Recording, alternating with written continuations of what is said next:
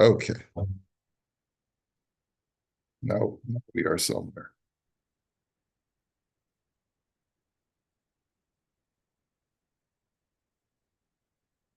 Okie dokie. Okay. So what we were looking at is that a partner doesn't have the unilateral rights to do whatever he wants with the company. He generally has to deal with the consent of his other partner or partners. Um, and if he deals with a forbidden substance, then sometimes the halacha will be, like the Rambam writes, that the partners will be able to share in the profits, but do not have to share in the loss. And it's not clear in halacha whether that's true, even if the partners know about it. Even for trade or Yeah, he dealt in treif or some other illicit substance. even milk and meat and things you can't benefit from. No, milk and meat you can't benefit from. This would be, let's say, selling pork or something like that. So that's it. Yeah. Okay. So, shutav shehit asik b'schar shalom midas chavero v'al masha kasavnu shem hashutav halach v'hitasek b'schara b'bli haskamat hashutav hasheni hal hefsed al oto shutaf bilvad. So, if a partner goes ahead and engages in a side hustle, right, then he has to assume all the loss because the other partners were not aware of it. V'kasvu ha'achronim sha'afilu niskavin l'tovas hashutfus. And the Achronim write that this is true even if his objective was to benefit the partnership, the corporation. In other words, he's figured, I had this great opportunity. I figured by the time I get through all the red tape of consulting the rules and regulations, the opportunity will be lost. So I decided to do this on my own. And I knew this would make a killing. Well, unfortunately, it didn't. So he says the loss is on that partner alone. He says, because the other partners could say, had you not changed from the standard procedure and done things on your own like a cowboy, we would not have lost money. Or another way of looking at it is that anytime you deviate from the rules of the partnership, then you have to assume that the other partners will object. So he quotes a bunch of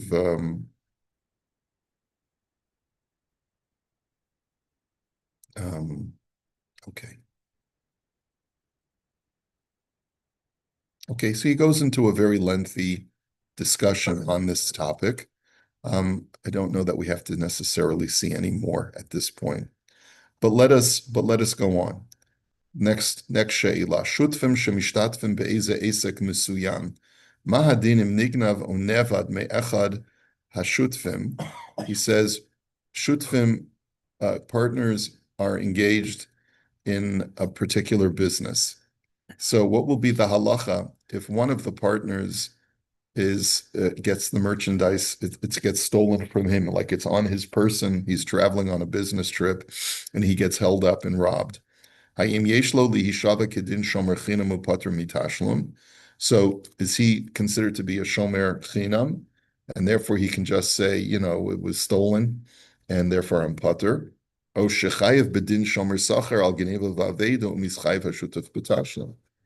we say that he's a shomer sacher? The difference between a shomer chinam and a shomer sacher is the shomer chinam is exempt for theft and loss, and a shomer sacher is liable for theft and loss. So what's the status of a business partner? Or, he's not an employee of the company on the one hand, but on the other hand, he has a vested interest in the affairs of the company. So the answer is that shashut v'yesh lahem din shel shomer sacher.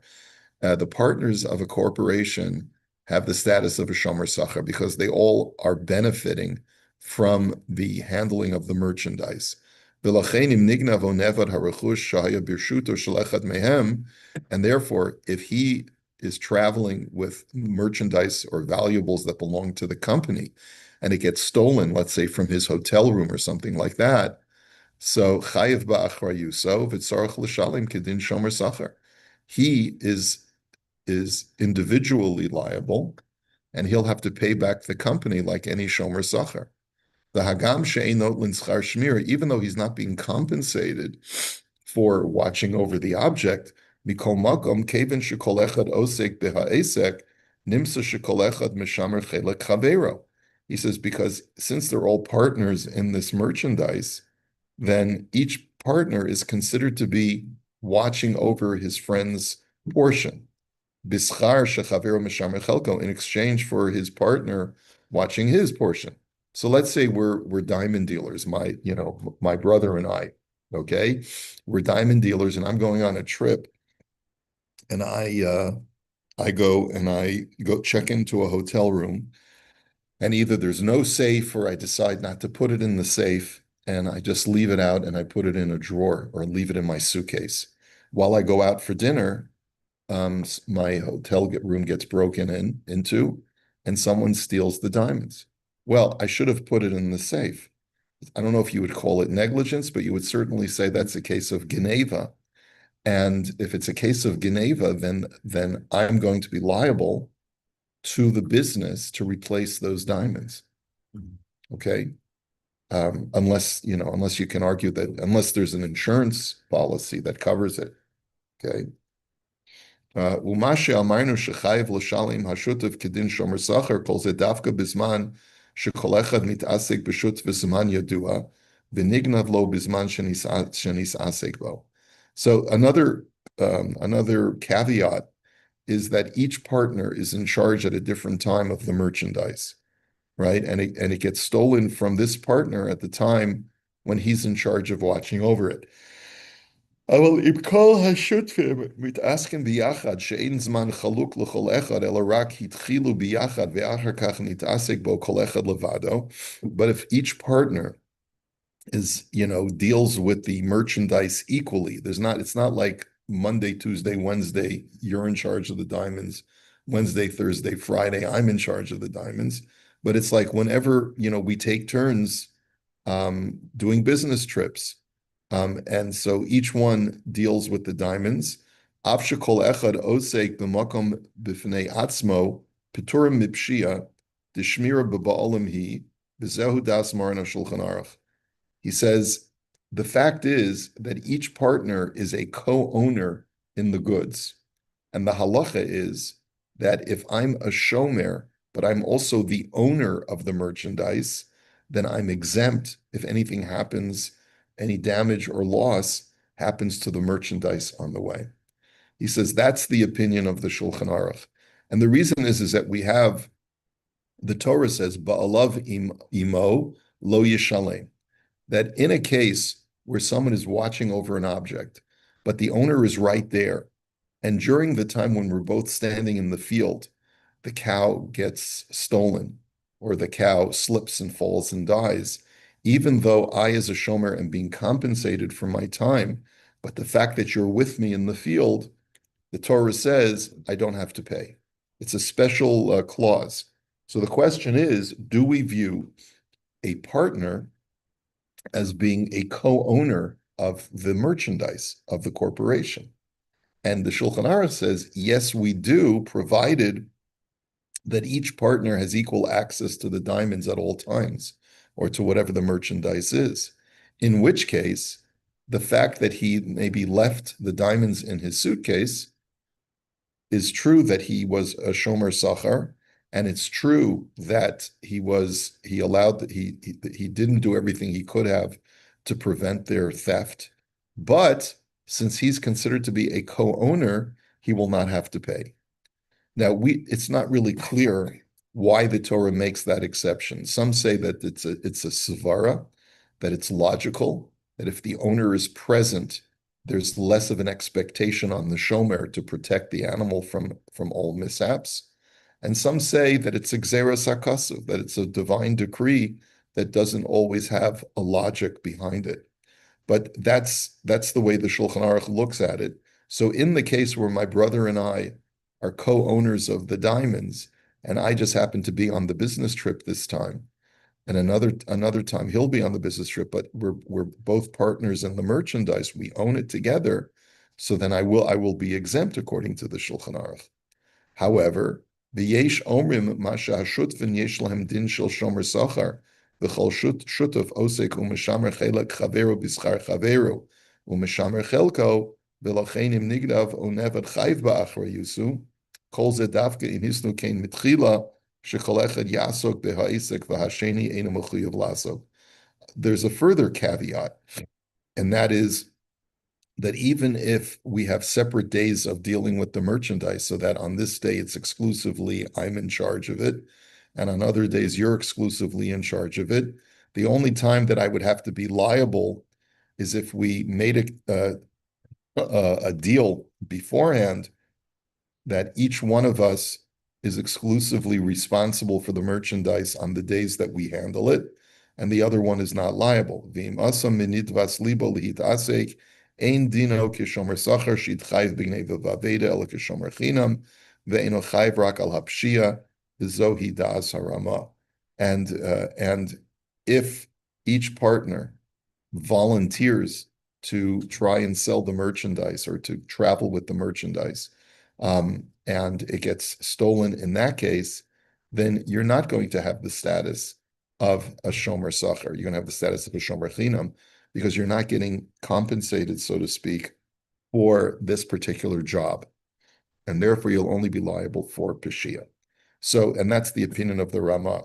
So the bottom line is that both according to the Mechaber and to the Rama, in most situations of partnership, a partner will not be liable, either because we view him as a co-owner, and the Torah says, Ba'ala v'imo lo yishalem, that when the owner is present, you don't pay, or because we view you as a shomer chinam, because when we do jobs like this, it could be a voluntary thing that this partner volunteered to handle the diamonds on this for this particular trip. You could have just as easily done it. I could just as have easily done it, and I'm doing it voluntarily. Even I'm doing a favor for, let's say, the other partners, because normally we would hire a guy to do it, but I happen to be available, and so I'll do it as a volunteer. So therefore, the Rama would say that in that case also you're not going to have to pay. If Shutuf is Poshea, if he is. But if he's Poshea, If right? he's negligent, then he has to pay. Right. He says, Eino chayv rak al hapshia. You're only going to be liable for negligence. Okay. You're only be so a partner could be liable if he acts negligently. So if he leaves it out and he leaves the door of his hotel room unlocked, so then that's an act of negligence. Okay. And even if the door is locked, if he leaves it out for the he asks for housekeeping to come The in. Rambam said that the partner is still he's chayav. He's considered a shomer sachar. He's considered a shomer sachar. Yeah. What things are shomer sachar pater for? Shomer sachar is pater from ones. Just from ones. Yeah, but he's chayav for everything else. So if he was robbed, as we said, so if he was robbed at gunpoint with the jewelry. That's considered an onus. That's it. Yeah.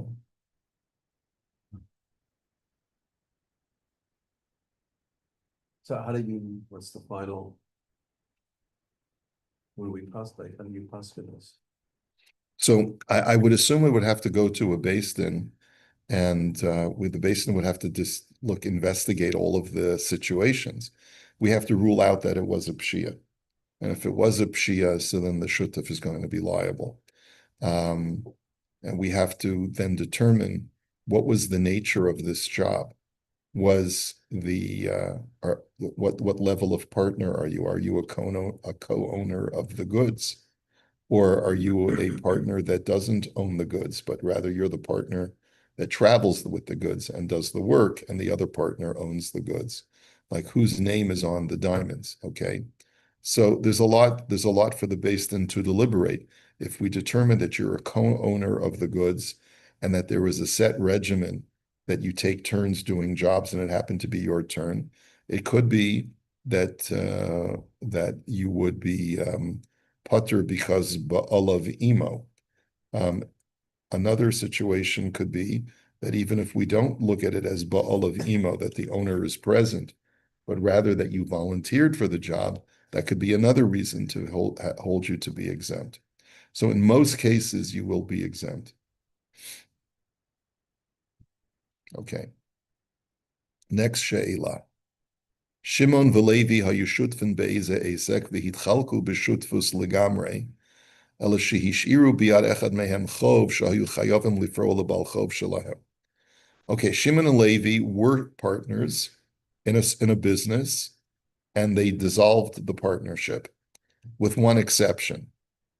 Shimon and Levi were partners, and Shimon decides, you know what? The company had assumed a certain debt. That debt has not been resolved yet. I will assume the debt, Levi, you can go home. He voluntarily assumes the debt, or maybe he feels that he's obligated in some way. So yesh lachkor. So the question now is, ma yihiyeh hadin im ne'evdu o nigu nevu mimenu. So, and I'm sorry.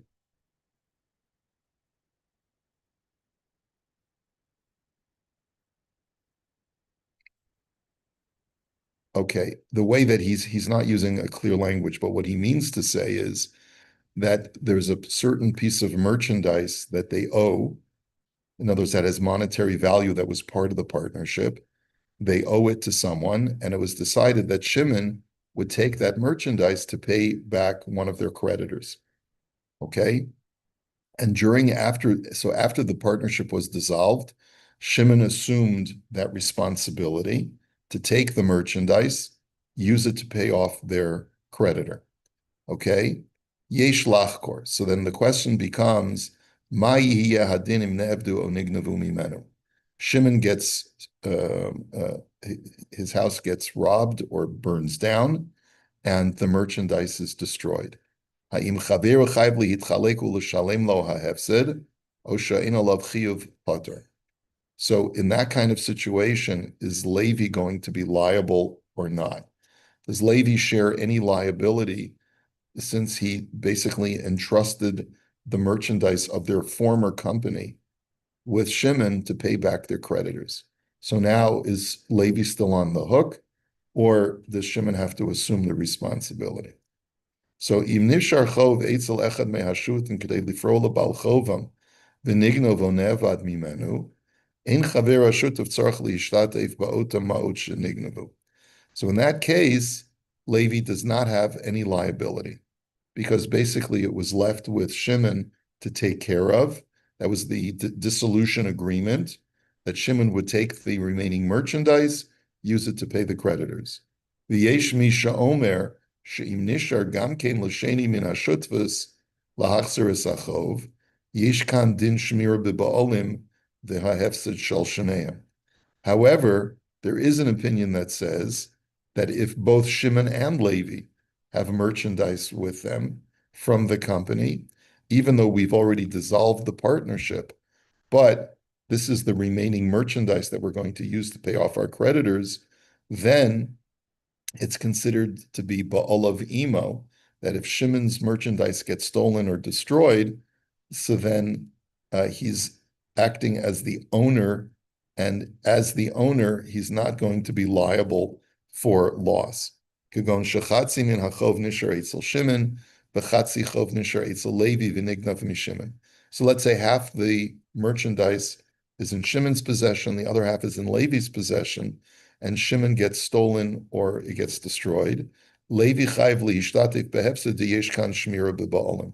So Levi will have to assume half of the liability for the loss that happened in Shimon's possession, because what we would have here is he's both a shomer and he's a co-owner, and as such, there's not going to be any liability for his watching over it and for the loss that he assumes, for the loss that he incurs, and therefore Levi has to share in that liability. So there's two opinions. Actually, it depends on the circumstances. Basically, he says, if Shimon has all of the merchandise and Levi's completely removed from the situation, then Shimon has assumed the responsibility of paying back the former corporation's debts. And therefore, if he cannot come up with the merchandise because it was stolen, he has to replace it himself. If, however, Shimon and Levi share in the assets of the company, and they both agree that they're going to use it to pay back their creditors, and Shimon gets robbed, or this is destroyed, so then Shimon and Levi have to assume both of them have to make up that loss, even though it happened in Shimon's possession. Okay. So vice versa, if they share product, and one guy got a better price than the other guy, there's extra money to pay off the debt, does he keep it or he's gonna share that? That's a good question. What if the creditor waived some of the debt, such that the Shimon, when he assumes all of the merchandise, he only has to give 2/3 to the creditor and is able to hold on to the rest of it. It could be that because it's considered to be he's assumed all of the responsibility, could be he would get to keep it. That's definitely a possibility. It seems that there's still a retention of the partnership if both of them retain some of the merchandise. But if one of them takes the merchandise with the pledge that he's going to use it to pay off the creditors, so then it could be that he's got complete control over what the fate of that merchandise. Yeah. I mean, there's many scenarios that can happen. All of a sudden, that value, that merchandise that he has to use to pay back doubles in value. Right. It's a lot of things are possible, but the thing is the fact that Shimon is unilaterally willing to assume the risk and to take that responsibility of paying back the creditors means that he has to assume both the loss and he has to assume the benefit as well. But there could be a multitude of reasons why he assumed that risk. So I guess this all has to be unpacked and see why. Sure, sure, absolutely. I don't know if it will make a difference unless you can come up with a scenario why Shimon did it. Maybe Shimon is the more geschickter, he's the more capable of the two partners. And he realizes that if I try to get Levi to pay off the debts, he's not going to liquidate it properly and he's not going to pay them off properly. And I'm going to have the headache of having to clean up Levi's mess. And that's the reason why I dissolved the partnership in the first place, is because I saw that Levi just is incompetent, and so therefore I'm assuming the risk. It could be for a number of reasons, but I don't think it'll change the halacha. Shimon is going to assume the responsibility of cleaning up. And so if like Hal said, he is able to get some kind of deal, or the merchandise doubles in value. So that's to benefit Shimon. Okay. She'ela. Misha rotza lihiyot shutaf be'eze esek im chaveiro. A person wants to enter into a partnership with his friend. Kagon shelachol echad yesh lo sikum mesuyam. Let's say, for example, each one has an investment. What's the word I'm looking for? Nest egg.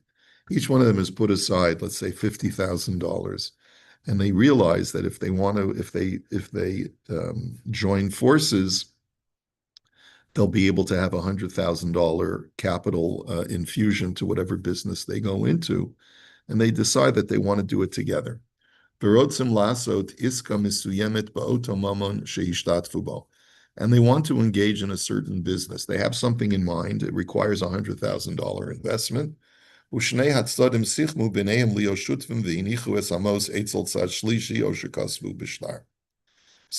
they agree. Each one leaves his $50,000 with a third party. Basically they say, you're in charge of watching over our money. We'll call you when we need it. Or they place it in an escrow account or a corporate bank account, whatever. So yesh lachkor ha'im nasu shutfim bedavar ve'ein echad mehem yochol lachzor bo me'ashutfus. So the question now is, have they already committed by leaving their money in a corporate account? Does that now constitute a commitment that they cannot back out of? Oh, shekol zman shelo nasa kinyan gomor imza hagbaha or mashicha v'chulei in kandin shutfus. Or could you say that since there was never a formal kinyan made to enact the partnership, just that we put our money in a joint account together, could you say that, let's say, one partner says, that 50 grand, well, my wife got sick, and I need that money back, and I have to take care of my family. Okay. The other partner says, no, wait a minute, you made a commitment. So which one is right?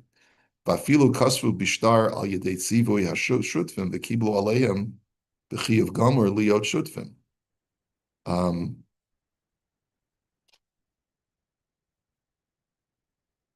So at what point are they liable to be partners if no kinyan was made, even though paper was drawn up? So does a formal kinyan have to be enacted, or is just putting the money in the bank or drawing up a piece of paper to explain the partnership sufficient?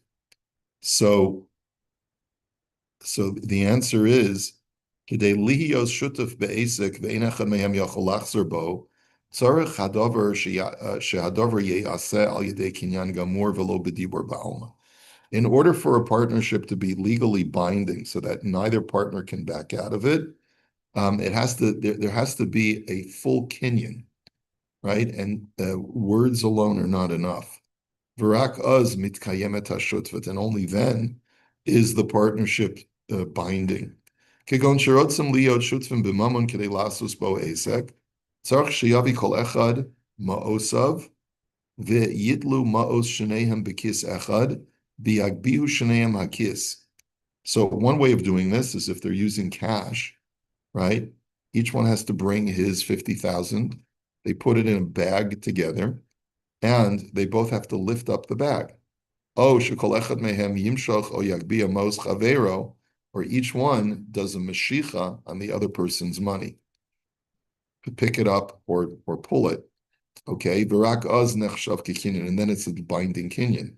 Oh, kesherosim liot shutfim b'peiros, tzarich shezeh yavi peirosov hamunachim etzlo, b'zeh yavi peirosov she'etzlo, v'yimkarum b'shutvus, o sheyarvu haperos b'yachad v'yu shavin.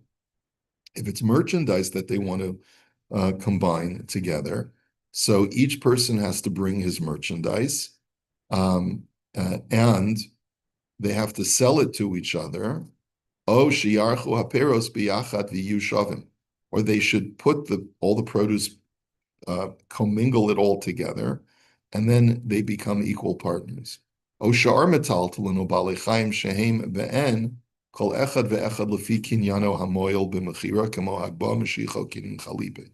The same thing will be true with any merchandise, whether it's livestock, whether it's inanimate. Each one has to make a kinyan on the other person's merchandise. O ya'arvu hamataltlin, or commingle, bring all of the livestock in the same corral. V'achar shenisarvu yefshel lahakrin lahafrid shalzeh mishalzeh umiskayim hakinyan ben echad mehem yachol lachzor bo.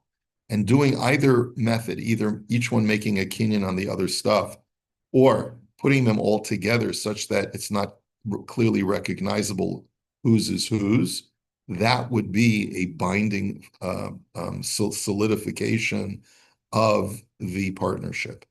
But anything short of that, if there was no kinyan, then the partnership can be dissolved even before it gets started, at the discretion or at the whim of either one of the partners. But what if they go together to a bank and take their respective contributions and they open a joint account, give it to the account manager, take a pen, sign the account management agreement? Is that the same thing as putting in this? It's a great question. We're just getting started on this tshuva because there's a lot more to analyze here. So let's hold it here. Let's finish this tshuva tomorrow, and we'll see how we solidify a partnership we're using modern technology. Okay. So we're not following US law tomorrow? Wouldn't that be a shot?